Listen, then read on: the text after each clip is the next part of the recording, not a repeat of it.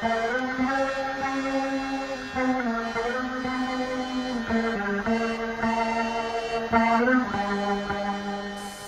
Krishna, Krishna Krishna, Hare Hare, Hare Rama, Rama Rama, Hare Hare.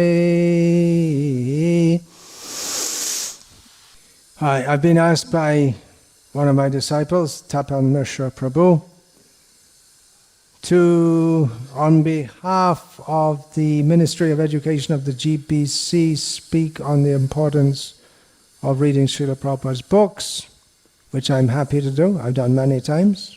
I'm happy to do again. Specifically for the upcoming Shravanam week, which the Ministry of Education, largely inspired by Tapan Mishra Prabhu, is promoting, with the idea that leaders should emphasize the importance of reading Srila Prabhupada's books. As far as the Shravanam week is concerned, I can understand why it's being organized, because there is a perceived problem of the reading of Srila Prabhupada's books not being central to the lives, or not being a regular habit of many devotees in our movement today. On the other hand, I feel it's unfortunate that it is felt that there is a need for it, as we're supposed to hear regularly, Nityam Bhagavata Sevaya. Nityam means regularly, constantly, or daily. So really, this idea of a Shravanam week, it's for those who don't have that habit. It's like this, what do they call it, the World Holy Name Day, and then they explain it to a week, but it's every day is supposed to be Holy Name Day. Every day is supposed to be hearing and reading day. These are supposed to be parts of our regular daily sadhana. It is an unfortunate situation that many devotees in our movement express opinions, but they literally don't know what they're talking about. If you don't read Srila Prabhupada's books and you want to give an opinion on matters pertaining to Srila Prabhupada's movement, then you literally don't know what you're talking about. We have to speak through, or see through the eye of Shastra and speak according to Guru, Sadhu and Shastra, which for us, at least at the most basic or the general level, we have Guru, Sadhu and Shastra in Srila Prabhupada's books. However, that's another topic. If there is some topics over which there may be disagreement, then we may have to, as Srila Prabhupada taught us, and he himself did, refer to the broader corpus of Shastra and tradition. But as Srila Prabhupada said, everything that we need to know to become fully Krishna conscious is in his books. As far as various subtle points of understanding, parts of Vedic culture or subtle points of philosophy, we may need to go to and consult other works, as Srila Prabhupada himself within his books and other media expressed. Many devotees take courses, Bhakti Shastra, Bhakti Vaibhav, Bhakti Vedanta, Bhakti Sarvabhauma, at least Bhakti Shastra course, which is good, but it's not a substitute for reading Srila Prabhupada's books regularly. It's not you're saying, now I did the Bhakti Shastra course and now I understood everything. And inevitably the Bhakti Shastra courses, because they summarize topics within Srila Prabhupada's books, they can reflect the biases of the educators, or what the educators see fit to stress. For instance, I'm told that it's practically standard within Bhakti Shastra courses to not discuss certain points that can be considered controversial within Srila Prabhupada's books, which are, however, regular themes, such as many of Srila Prabhupada's statements, they occur repeatedly within Srila Prabhupada's books, including in the most seminal, we can say, Bhagavad Gita as it is, statements about the societal status of women, what to speak within Srila Prabhupada's books, that's also there. Within the text of the Bhagavad Gita itself, Mam hi partavya pashritya yepi Syuf papayoneha striyo vaishas tata shudras tepi yanti param gatim. So in the very verse of the Bhagavad Gita, there is at least an insinuation that women, as well as Vaishyas and Shudras, are of an inferior status, but they nevertheless spiritually can attain all the full mercy of Krishna. But then, coming to the next verse, King Puna Brahmana Punya Bhakta Raja Shayastata Anityam Lokam Imam Prapya Bhajasvamam. Coming to the next verse, it's clearly that societally, those who are Brahmanas and Kshatriyas, they're in a higher position. Which, of course, is all to be understood in the context of Krishna's opening statements of Bhagavad Gita, in which he refers to the Dehi and the Dehina, the body and the possessor of the body. In other words, we're not Brahmana, Kshatriyas, Vaishyas, Shudras, or women. So these can be controversial subjects. The status of women, Varnashram roles in particular. Early in his commentary on the Bhagavad Gita, Srila Prabhupada cites that there are 6 kinds of aggressors who can be killed, which is also controversial in an age when there's a lot of push around the world to abolish capital punishment. So there are many controversial topics, and in the Bhakti Shastra courses, which are mandated within ISKCON today, these topics are not supposed to, especially the role of women. It is read and you just gloss over it. So what is implied by doing that is that either we don't agree with what Srila Prabhupada says, or we're embarrassed by it. We'd rather not discuss it because it will evoke controversy. So it can leave an impression in the student that, well, maybe Srila Prabhupada said something which is not quite right and we don't want to discuss it. Or whatever the student may be thinking, it leaves him or her not equipped to defend these points if challenged by outsiders or even insiders. So if after doing the Bhakti Shastra course, major points, in as much as they are controversial, the kind of things that get people speaking, they're not dealt with, at the end of the course, if you're not equipped to defend that, then the course is very much incomplete. And then what do you say? Someone challenged and said, well, that's a controversial point, we don't discuss it. And say, well, it's right here in the book that you just sold me. So what do you don't know yourself what the answer is, or you don't want to discuss it. Something else I object to is that devotees who join our movement under the guidance of certain preachers within our movement, certain groups within our movement, they're told that you have to read other books before you read Srila Prabhupada's books. Only when you get permission can you read Prabhupada's books. We're distributing Srila Prabhupada's books to the public, so maybe better you don't join and become a devotee, then you can read Prabhupada's books without having to be told you have to wait until you can read. You have to, when we tell you, then you can start reading. In the meantime, you have to read other books written by us,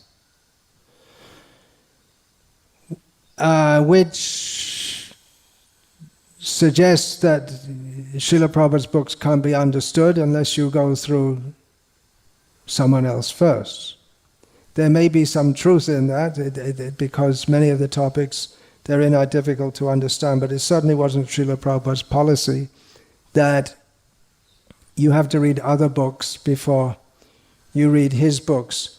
And then also sanitizing, so to speak, Srila Prabhupada's statements by saying, well, Srila Prabhupada wrote all these heavy things, but he could say that we can't understand what platform he's coming from. Well, the reason he wrote his books is to help us understand which platform he's coming from.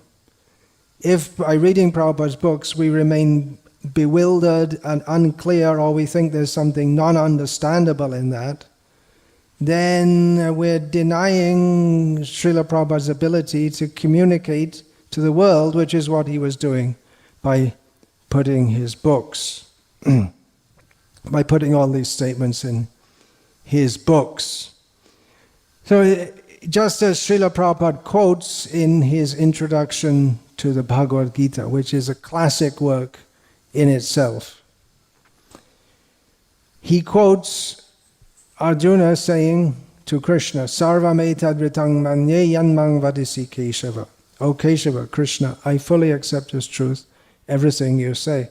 And Srila Prabhupada states that this is the attitude with which we should approach Bhagavad Gita. If we think that Krishna is just some ordinary person who's stating some opinion, pretty good philosopher, yeah, we'll have to think about that and think, yeah, maybe it's true. If we come with this kind of attitude, then we can't understand Bhagavad Gita. So in the same thing, if we have the same attitude, we're supposed to be followers of Srila Prabhupada. If we have the attitude that, well, Prabhupada, he said so many things, but we don't really have to believe them all, then what is the use of our studying? We won't get the benefit.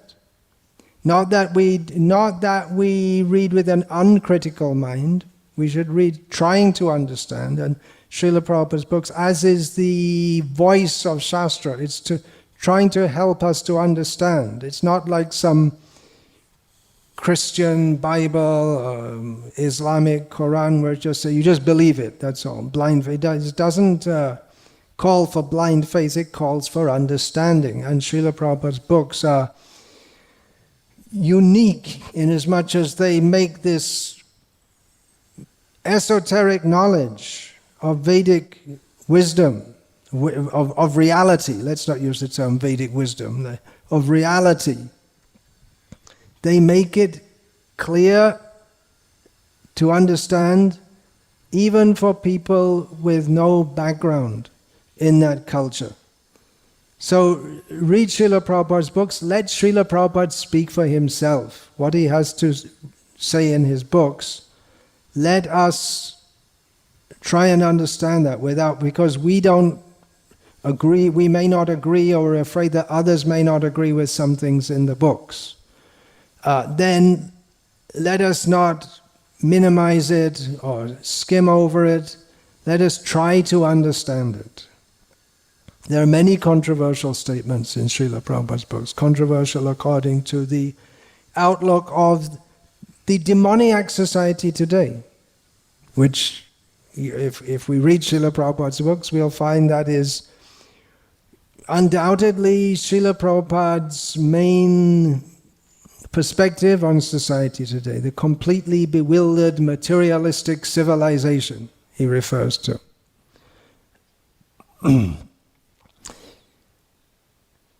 And why he says that? Well, we can open our eyes and see all around us that the materialistic civilization is completely bewildered.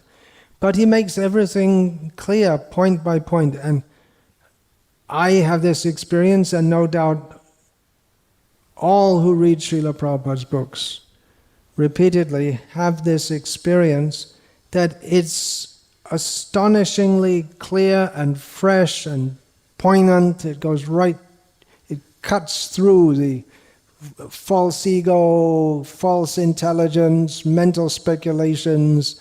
It's so clearly factual and real and true. It speaks to our heart, we can say. And I'm not saying in a sentimental way. It speaks to the person, the Atma. This is Srila Prabhupada's writings.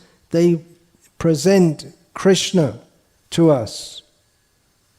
We who are part and parcel of Krishna. Mamai vangsho jiva loke jiva bhuta sanatanaha. So these books, they link us with Krishna, which is what Bhakti Yoga means. Some personal experiences. I find reading the Sanskrit and the word for word very helpful. I used to skim over, but I don't. Mostly I don't nowadays. It does help to get a deeper understanding of the verse itself. And there's no end to the depth of understanding. Gita itself is so deep. We may think it is a preliminary study, and everyone will say, Srila Prabhupada himself said Bhagavad Gita is A, B, C, D, and Srimad Bhagavatam is further advanced. But then the Gita itself, there's so much there.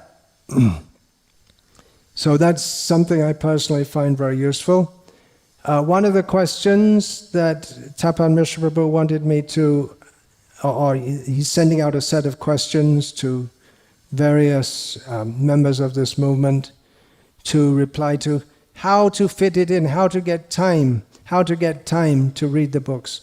Now that will be different for different people because everyone's life is structured differently. A lot of people don't get time due to the pressures of modern life.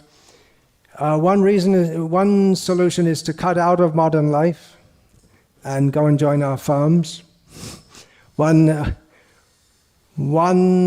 of my disciples who was a brahmachari for many years, he told me, then later he married and moved to one of our farms, said that his sadhana is so much better than when he was in his brahmachari life because he was so busy in preaching activities. They'd have a full morning program, but he was very busy organizing, distributing books, and then having gone to the farm, he had so much more time for reading and studying. And not that the devotees on the farms are just sitting around doing nothing, but that's one solution. If modern life is squeezing you so hard that you don't have time for reading Prabhupada's books, then you have to think that, well, what's the point? What's the point of living like this? What is the point? Life is meant for self-realization.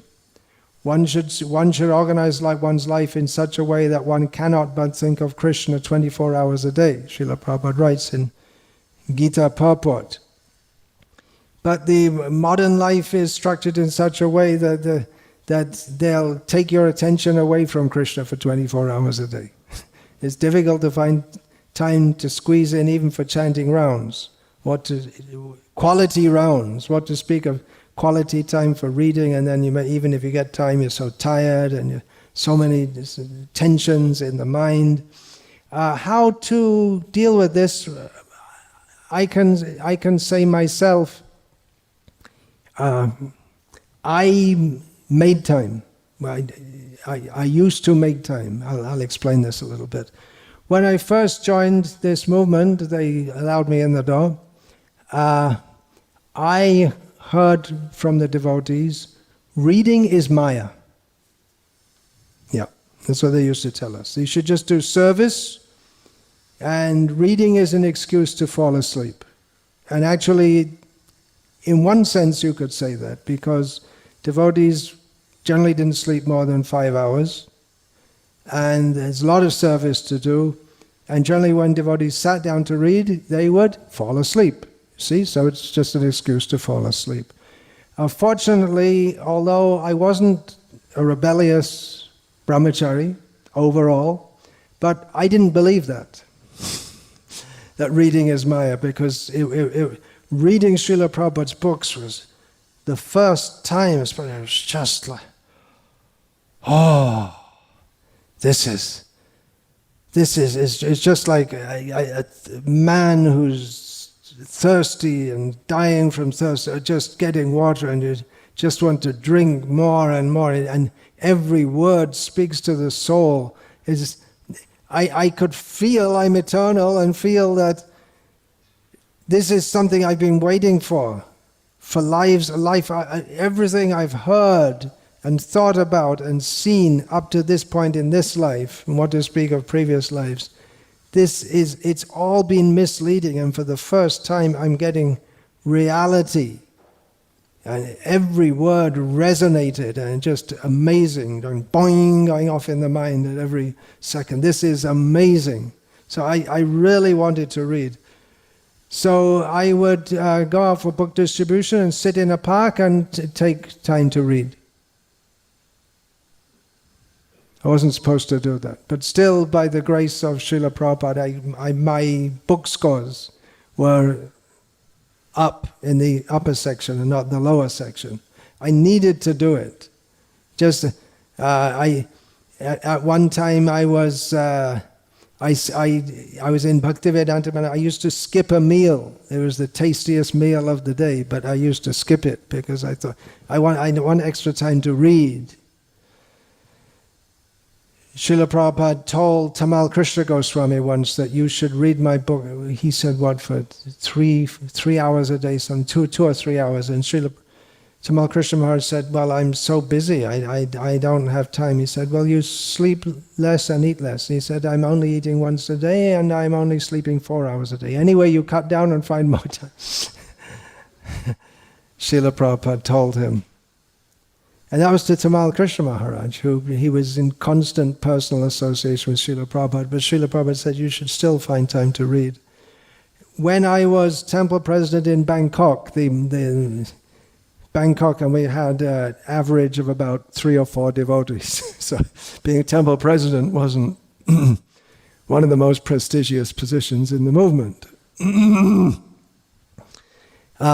But it's hard to delegate work when you only have 2 or 3 devotees there.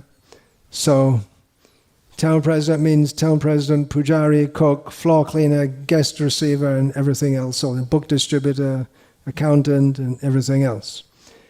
But I had a policy that every day from 2 o'clock to 3 o'clock, I would put a sign on the door, don't disturb, lock it from the inside, take the phone off the hook and read. And devotees going bang, bang, bang, bang, bang, bang, bang, and they got used to the fact that I am not available. And I would read, and that kept me alive in what was a difficult situation. If you don't have time to read, here's something you can do. Find out on YouTube Keshav Bharati Goswami and listen to him reading Srila Prabhupada's books. Thank you very much, Maharaja, who's almost certainly not hearing this. But anyway, thank you. That's one way when you're traveling, you can take advantage and listen to this. Nowadays, the question of not having enough time doesn't arise for me because I'm in a privileged situation where I can, to a large extent, organize my life. And I have organized it around writing books, which means I can sit for hours every day when I'm more healthy, simply working on writing books, which mostly the books I write are based on compilations from Srila Prabhupada's writings. So in this way, although I haven't, well, especially for this book I've been working on for some time now, The Mood and Mission of Srila Prabhupada, I haven't been systematically reading Srila Prabhupada's books, but all day I'm reading. I have one subject. I have to, there's one subject I have to write on, Srila Prabhupada and book distribution.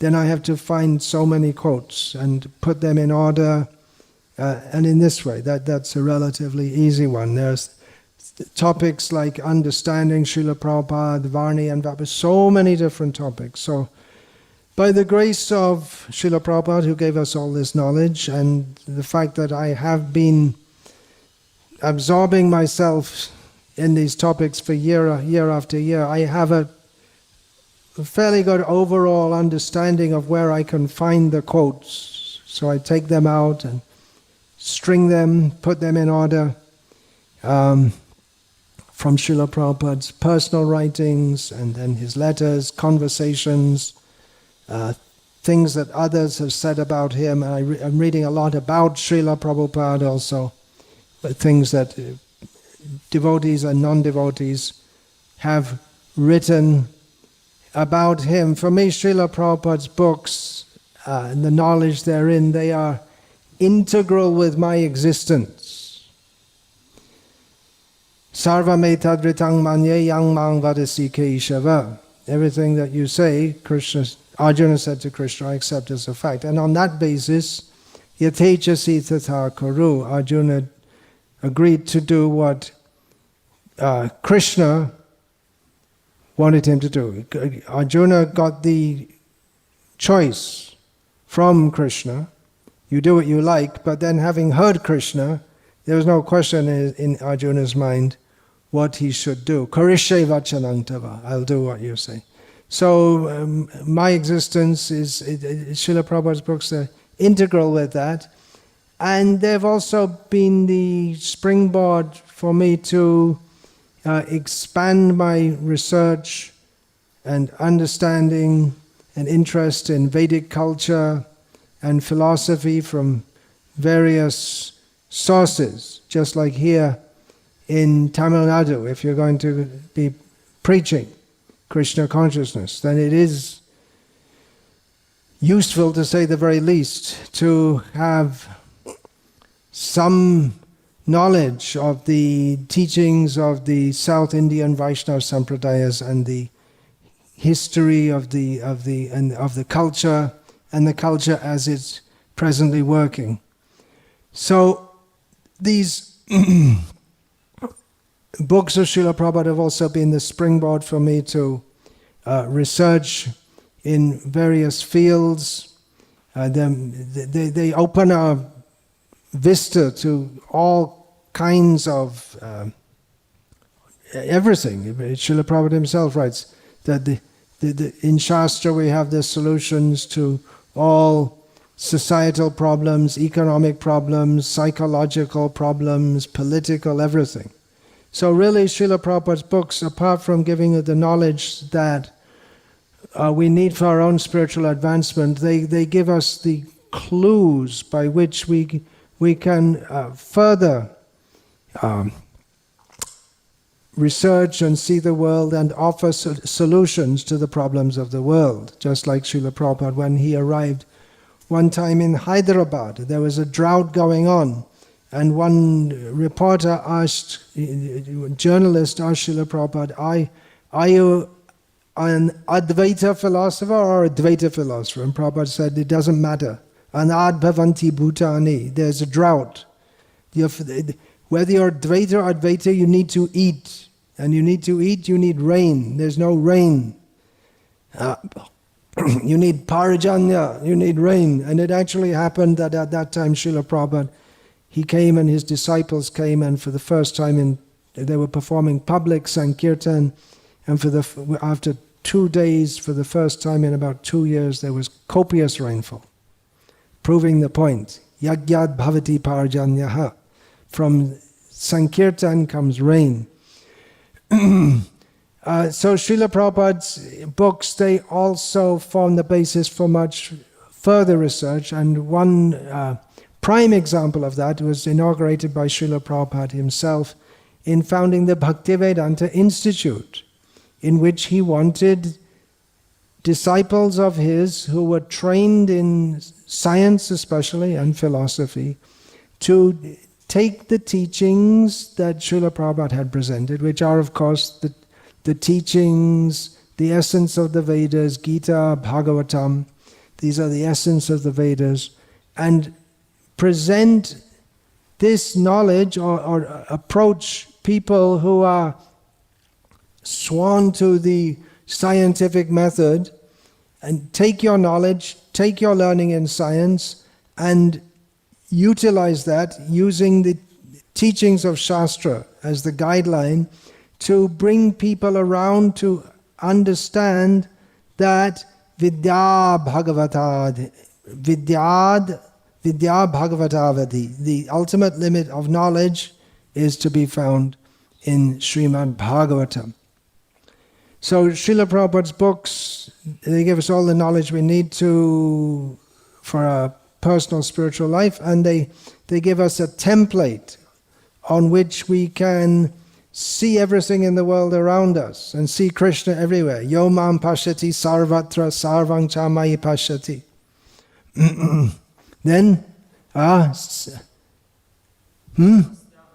tasyaham na pranashami sachame na pranashyati. For one who sees me everywhere and everything in me, Krishna says, I am never lost to them and they are never lost to me. So we can venture into so many fields, seeing Krishna in everything and bringing people to Krishna. The motto of the Bhaktivedanta Institute is a verse from Bhagavatam. Idang hi pungsas tapasas shutasya va svishtasya suptasya cha buddhidata yoho avichutarto kavibi nirupita yadutama shloka gunarnavananam. That all endeavors in knowledge and austerity, intellectualism, art, science, Srila Prabhupada expands the meaning in this way. They should all be aimed at glorifying the most glorious Supreme Personality of Godhead. This is the conclusion of persons who are actually learned.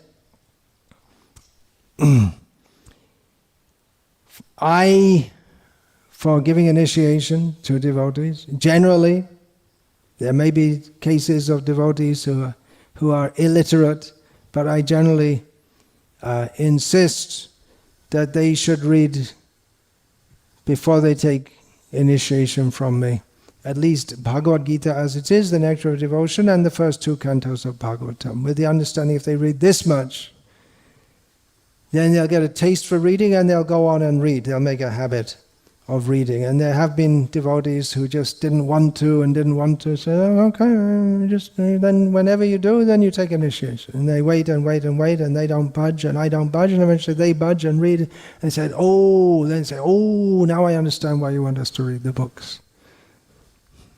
It opens up, your whole spiritual life opens up. There are devotees, so many devotees, they've been chanting, initiated for 10 years, 15 years.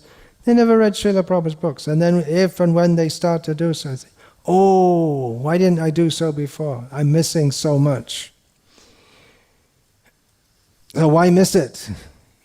Ask yourself, what do you want? What is your aim in life? You want to go back home, back to Godhead. You want to become fully Krishna conscious. And Srila Prabhupada is making himself available to you. If you want to know me, read my books. This is Gita, Bhagavatam, Nectar of Devotion, Chaitanya Charitamrita.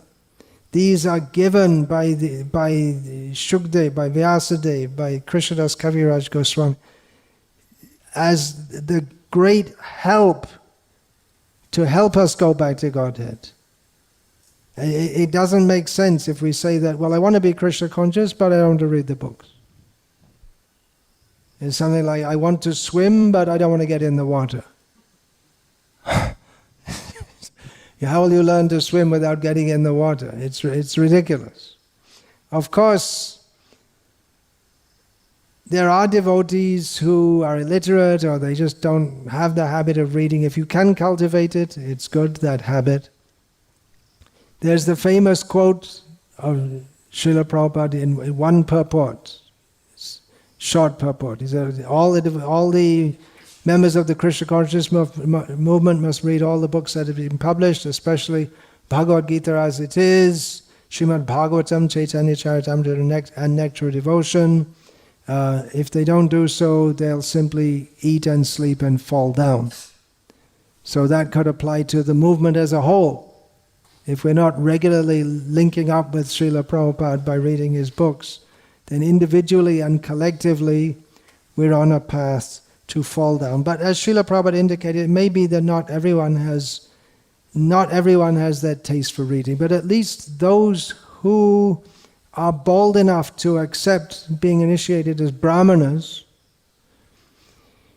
a highly prestigious position, actually, then they should read the books. Otherwise, what's the point in being Brahmanically initiated? If you don't read, you don't know, then we become Brahma Bandhus without ever having become Brahmanas. If you're in a Brahmana family and you don't study the Vedas or you don't act as a Brahmana, then you're known as a Brahmana Bandhu, a fallen Brahmana. But then if you become a fallen Brahmana without ever having been higher up. So please read the books, that's all. I'm just giving a few insights. I'm enthused about it. I'm definitely enthused that all of you should do so. We're arranging this Gurukul so that the young boys can come, and the center of their curriculum, as Srila Prabhupada said, is his books. It's not the Sanskrit studies, actually. It's Srila Prabhupada's books. I hope you understand that. I wish you all the best for your life ahead of you with this tremendous knowledge which you're receiving in your youth. Hare Krishna. All glories to His Divine Grace, Srila Prabhupada. Much, much more can be said, but the real thing is to open the book, read it, and make a regular habit of doing so. Hare Krishna. Srila Prabhupada ki jai. Hare Krishna. Vancha kalpatarabhyascha kripa sindhubhyascha. Hare Krishna.